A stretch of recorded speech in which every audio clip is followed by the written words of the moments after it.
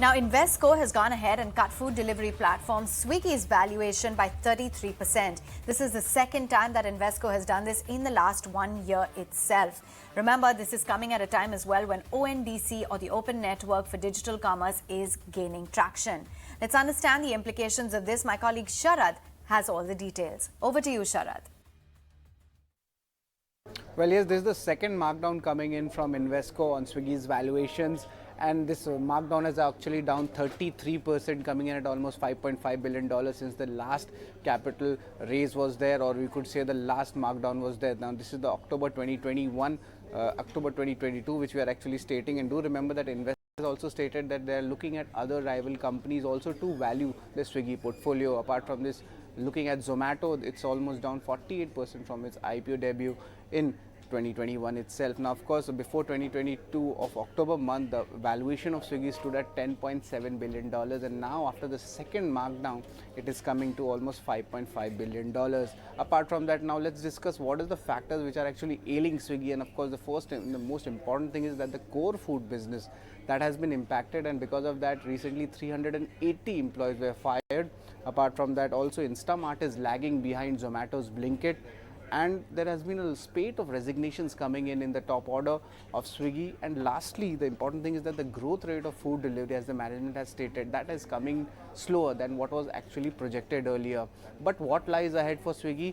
So they're expecting that there would be an IPO in the month of September for 2024. But before that, the company wants to be a bit more asset light, and they're expecting to sell their kitchen service business via share swap deal. That will be roughly almost $40 million. And we did check the financials as well for Swiggy. Over here, the revenues actually doubled up to more than 5,700 crore rupees for FY22, but the losses also swelled up by more than 2 times to the tune of more than 3,600 crore rupees. Thanks for that, Sharad. In fact, let's hear it out with the editor's take. Nikunj Dalmia talks about the outlook on Zomato versus Swiggy in terms of how they've come off from their peak valuations and what the outlook is on market share. It's interesting because we've been talking about the food delivery space and, of course, the two dominant players, Zomato as well as Swiggy. And it's interesting in terms of the kind of market share that they hold and the fact that they, in terms of their peak valuation as well, they've come off. Okay, you must just remember that there is a very big difference in Swiggy and Zomato. Of course, they both deliver food, so that's not the difference. The difference is Swiggy is listed and Zomato is listed. Since Zomato is listed, it is an auction market where prices changes on a daily basis. From the peak valuation, Zomato has come down from about $15 billion to the current valuation of about $6 billion. For Swiggy, what Zomato, because it's listed, the price discovery happens on a daily basis. For Swiggy, it is happening only when the existing investors or an external valuer, they come out and change the entire underlying valuation. So what Zomato has experienced 6 months ago, Swiggy now seems to be experiencing now. That's a very big difference. Yeah. So for those who are thinking that, oh, Swiggy's valuation has come down and it's going to have impact on Zomato, no. Second, it is also important for us to understand that since this is the buzzword right now, ONDC, and I'm getting my burger and pizza at the 50% discount, these are very early days. While I'm not undermining the impact of ONDC, it's a great idea, and it is a platform which will have a great impact in terms of how e-commerce in India would be done. But for me to imagine that right now they would be in challenger, but to imagine that they could be changing the food delivery business in a disruptive manner, it's too early. I mean, imagine a restaurant. You can only focus on micro deliveries. Yeah. You will have to invest in personnel. You will have to buy two-wheelers. You will have to get into more HR ka management jhanjat. Do you really want to invest in that? Yeah. I think it would be a bit of a struggle. So I think that is an evolving process, and it could take a couple of years before we realize that how the food delivery dynamics would change. So to cut a long story short, Swiggy impact, zero. ONDC, I think, is work in progress. Meantime, Moody's Investor Services has gone ahead and said that hospitality and tech travel startup Oyo is likely to see its EBITDA this time around being positive for the remaining financial year, and their overall outlook looks stable. Let's get in all the details. My colleague Vinny joins in with that synopsis. To you, Vinny. So the credit rating agency Moody's come out with a note on Oyo, and what they're highlighting for this hospitality major is that they expect Oyo to actually be continue with the positive EBITDA for FY24, and the base case assumption that they're giving for this one is that they expect Oyo to generate $50 million to $55 million EBITDA in FY24. Now, what Moody's agency also did is that they've affirmed its B3 CFR for Oyo and B3 rating for the startup-backed senior secured term loan issued by its Singaporean subsidiary as well.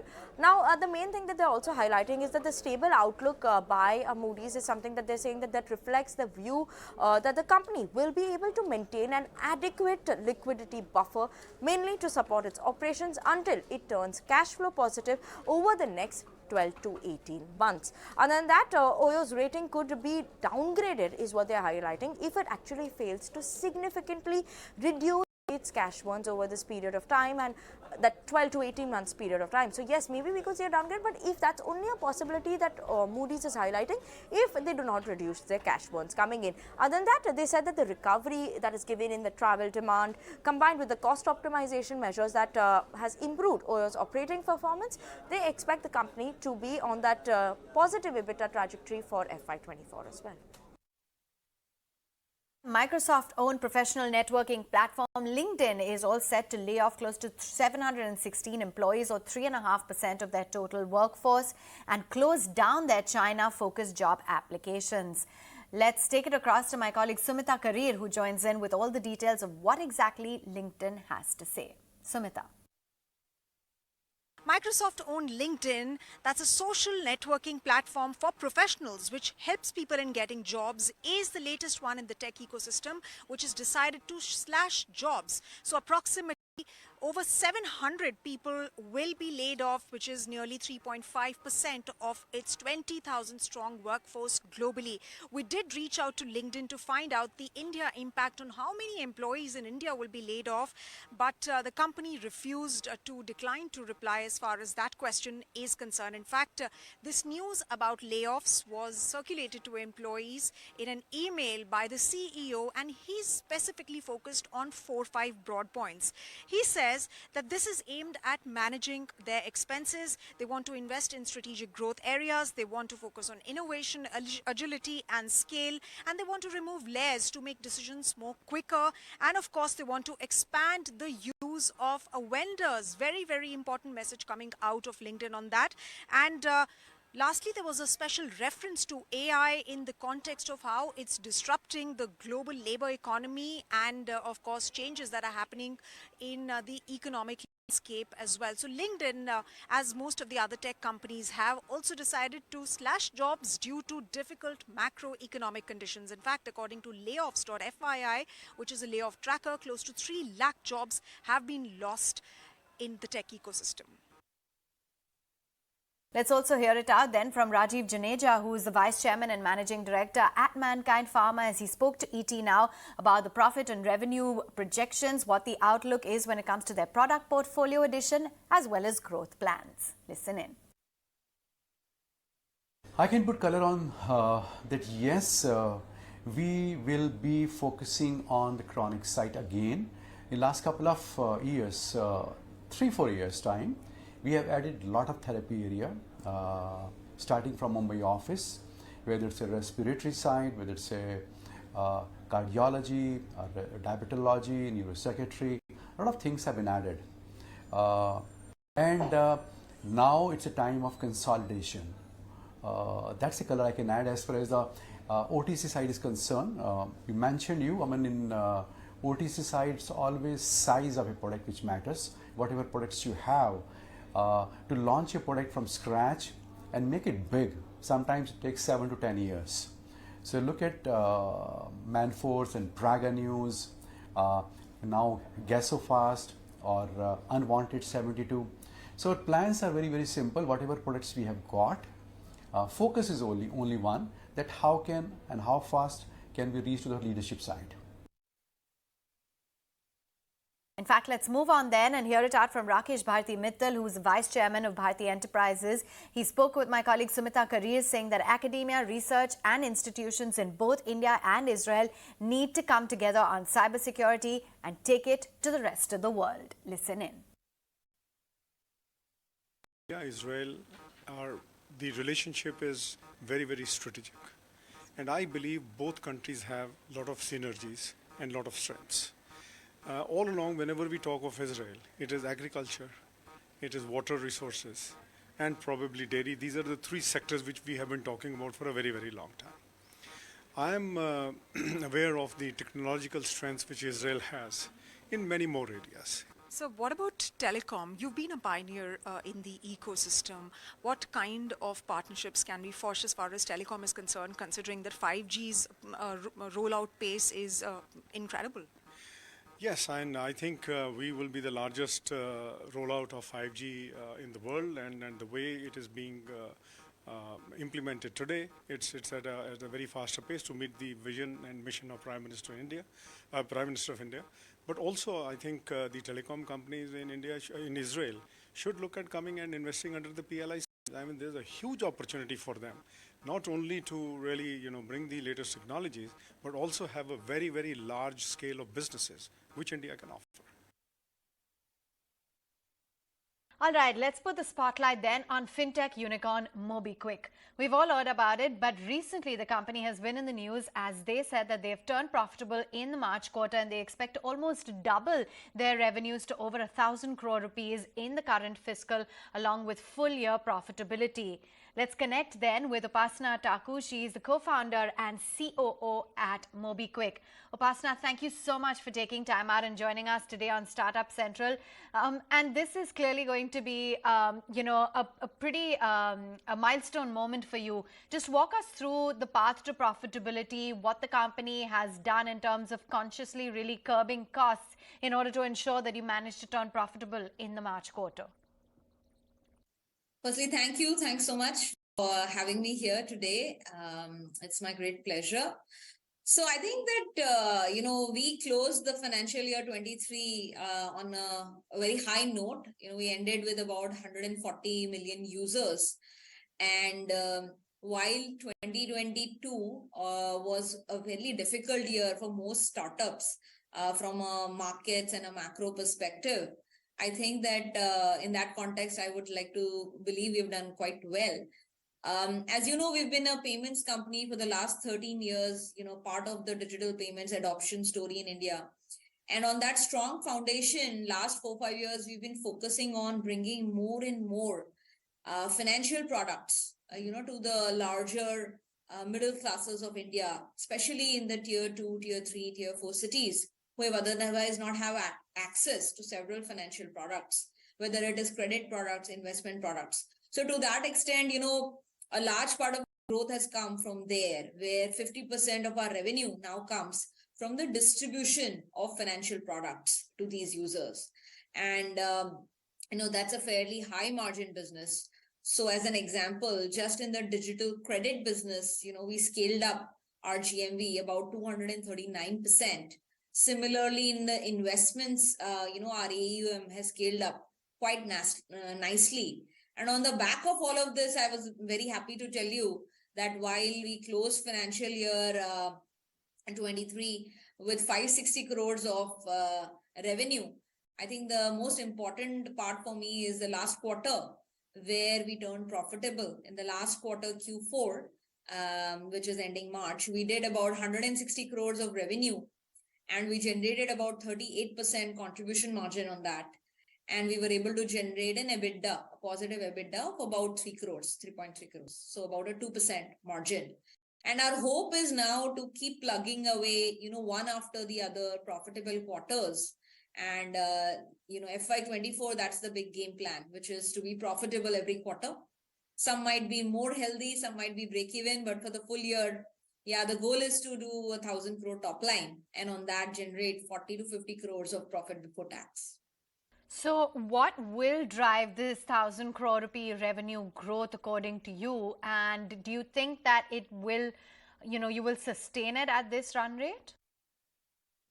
Yeah, absolutely. I think that the macro conditions in India are now very strong for fintech businesses. As you know, fintech India is the world's third largest market.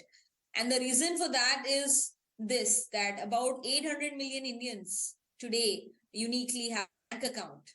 But financial services, whether it is credit products, investment products, etc., they have all reached to less than 100 million Indians. In fact, in cases and in the area of investments, it's actually less than 30 million Indians. So the opportunity set or the market opportunity is so huge.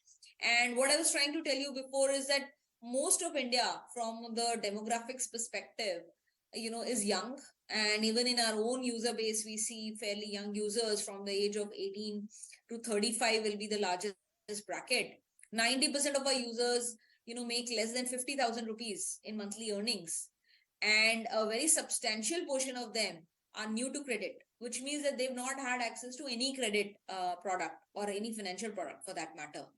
And I think that's sort of where the opportunity is, where the user has a bank account, has a debit card, has a smartphone, has access to internet, and is now looking for the next level of financial products to solve for daily life problems, for themselves. So for us, if I had to summarize, first, growth will come from acquiring more users and more merchants. We are today at 140 million users and 4 million merchants, and we continue to acquire millions more, every year. So that's number one. Number two is, with our existing user base, how do we go deeper?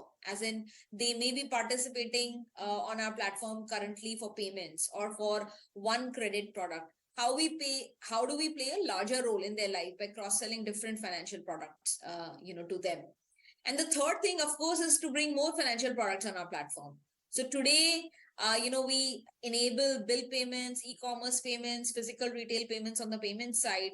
In the credit side, we enable shopping loans and personal loans and pay later product. And in investment side, we have direct mutual fund plans, we have digital gold, and we have deposit products. So how do we, we aim to bring more and more financial products on our platform, so that we can engage the users better, because some users need product X, some others need product Y. I think more and more MobiKwik is moving in the direction of becoming a full service digital banking kind of platform where all financial products are available to both our users as well as our small merchants. Okay, fair enough. So got it when it comes to the financial metrics. Now, about 50% of your revenues, Upasana, come from selling financial products like insurance, mutual funds, etc. What is the contribution from the traditional business? And would you say the fact that you have managed to strengthen your income streams in the past few quarters because the company has moved away from being, just a payments platform to a more digital bank-like play? Yeah, absolutely. I mean, just to clarify, we make money even in our payments business, but there, our contribution margin will be to the tune of about 20%.